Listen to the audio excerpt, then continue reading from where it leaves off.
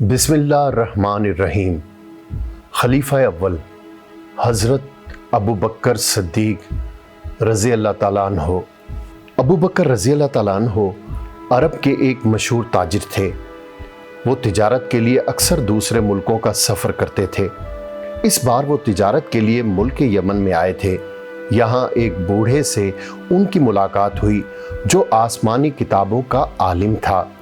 उसने अबू बकर सिद्दीक़ को देखते हुए कहा, मेरा ख्याल है तुम सरजमीने हरम के बाशिंदे हो। अबू बकर ने यह सुनकर इकरार में सर हिलाया और कहा, हाँ, मैं हरम का बाशिंदा हूँ और कुरैशी हूँ। ये सुनकर बूढ़े ने मुस्कुराते हुए कहा, फिर तुम कबीला बनी तयम से ताल्लुक़ रखते होगे। हाँ, मैं तयम बिन मरा के ख़ानदान से हूँ। ये सुनते ही बूढ़ा खुशी से उछल पड़ा था। वो अपने जोश पर काबू पाते हुए बोला, बस अब सिर्फ एक निशानी देखना बाकी रह गई है, तुम ज़रा अपना पेट तो दिखाओ। हज़रत अबू बकर रज़ी अल्लाह ताला अन्हो ने बूढ़े को अजीब सी नज़रों से देखा और बोले, पहले बताओ कि बात क्या है, फिर तुम्हारी बात मानूंगा। बूढ़े ने कहा, अबू बकर, मेरा आसमानी इल्म कहता है कि हरम में एक नबी का ज़हूर होने वाला है। उस नबी के दो शख्स मददगार होंगे, एक बूढ़ा और एक जवान। बूढ़े का हुलिया तुमसे मिलता जुलता है। उसके पेट पर स्याह तिल और बाईं रान पर एक ख़ास निशान होगा। रहा वो जवान तो वो ख़तरों में बेलौस घुसने वाला और मुश्किलों को हल करने वाला होगा। अब तुम अपने पेट से कपड़ा हटाकर दिखा दो ताकि मैं वो तिल देख सकूं। अबू बकर रज़ी अल्लाह ताला अन्हो ने यह सुनकर अपने पेट से कपड़ा हटाया तो उस बूढ़े ने कहा, रब्बे काबा की कसम, तुम ही वो आदमी हो जिसकी आसमानी किताबें खबर दे रही हैं। मैं तुम्हें वसीयत करता हूँ उस नबी पर ईमान ले आना। बूढ़े यमनी की ये बात उनके दिल में घर कर गई। वो हैरान थे कि अल्लाह का वो आखिरी नबी कौन होगा। उनके साथियों में वो कौन है जिसके सर पर अल्लाह रब्बुल इज़्ज़त ने नबूवत का ताज सजाना है। वो इस बारे में जितना सोचते उनका जहन उतना ही उलझता जाता। बूढ़ा यमनी अबू बकर सिद्दीक़ रज़ी अल्लाह ताला अन्हु की तरफ देखकर मुस्कुराया, फिर उसके लब हिले। अबू बकर, तुम मुझसे एक वादा करो। कैसा वादा? उन्होंने पूछा। तुम्हें मुझसे वादा ये करना होगा कि जब तुम उन नबी सल्लल्लाहु अलैहि वसल्लम का ज़माना पाओ तो उनकी खिदमत में मेरा सलाम अर्ज़ करना। मैंने उनकी तारीफ़ में एक कसीदा कहा है, ये कसीदा उनकी खिदमत में पेश कर देना।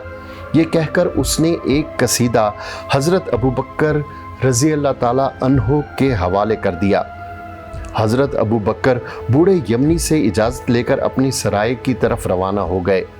उनका जहन अभी तक उलझा हुआ था। उन्हें बूढ़े यमनी की बातें सच लग रही थीं। सराय में आकर उन्होंने अपना सामान दुरुस्त किया। सुबह उन्होंने काफ़िले के साथ मक्का की तरफ रवाना होना था। दूसरे दिन पौ फूटते ही काफ़िला मक्का जाने के लिए तैयार था। तमाम ताजिर खुश थे कि उन्होंने यमन में अपना सामान तिजारत खूब मुनाफे पर भेजा है। अब वो अपने घर वापस जा रहे हैं। खैर, जब काफ़िला मक्का पहुंचा तो अबू बकर सिद्दीक़ रज़ी अल्लाह ताला अन्हो अपने घर तशरीफ़ ले गए। फिर कुछ देर आराम करने के बाद वो अपने दोस्त मोहम्मद सल्लल्लाहु अलैहि वसल्लम के घर की तरफ चल दिए, उस मुबारक हस्ती से मिलने के लिए जिससे वो पिछले 28 साल में कई बार मिल चुके थे। जब उनकी नज़र अल्लाह के रसूल सल्लल्लाहु अलैहि वसल्लम के चेहरे मुबारक पर पड़ी तो वो हैरान रह गए। आज उस मुबारक चेहरे में कोई अजीब सी बात थी जो वो भी नहीं जानते थे। उनकी नज़र आप सल्लल्लाहु अलैहि वसल्लम के चेहरे मुबारक से हटकर कदमों पर जम गई।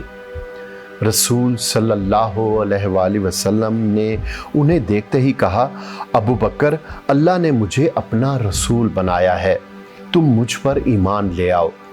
यमन का बूढ़ा जिससे तुम मिलकर आए हो मेरी नबूवत की दलील है।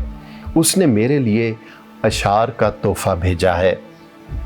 अबू बकर ये सुनकर हैरान रह गए और धीमे लहजे में पूछा, आप सल्लल्लाहु अलैहि वसल्लम को ये किसने कहा?